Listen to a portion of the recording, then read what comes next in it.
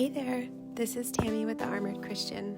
Welcome back to day 54 of reading the Bible in a year. We're in Leviticus chapter 21, instructions for the priests. The Lord said to Moses, "Give the following instructions to the priests, the descendants of Aaron. A priest must not make himself ceremonially unclean by touching the dead body of a relative. The only exceptions are his closest relatives, his mother or father, son or daughter, brother, or his virgin sister who depends on him because she has no husband. But a priest must not defile himself and make himself unclean for someone who is related to him only by marriage. The priest must not shave their heads or trim their beards or cut their bodies. They must be set apart as holy to their God and must never bring shame on the name of God. They must be holy, for they are the ones who present the special gifts to the Lord, gifts of food for their God.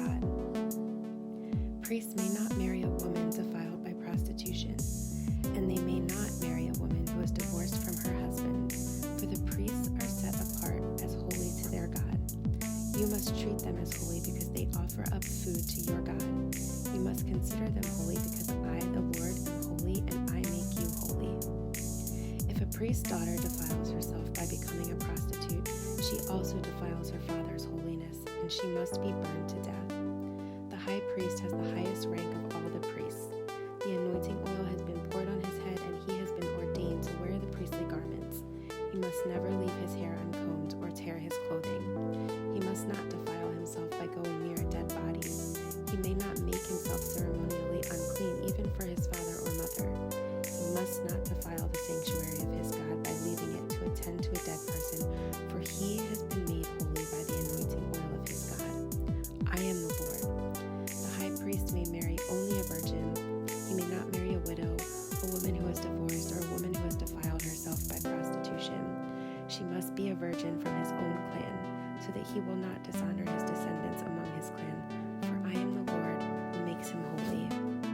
Then the Lord said to Moses, "Give the following instructions to Aaron. In all future generations, none of your descendants who has any defect will qualify to offer food to his God.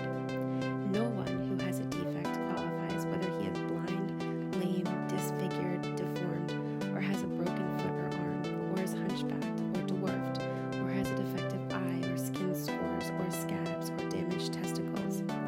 No descendant of Aaron who has a defect may approach the altar to present special gifts to the Lord. Since he has a defect, he may not approach the altar to offer food to his God.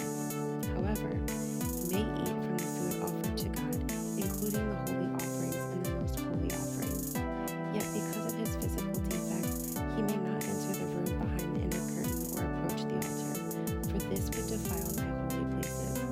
I am the Lord who makes them holy." So Moses gave these instructions to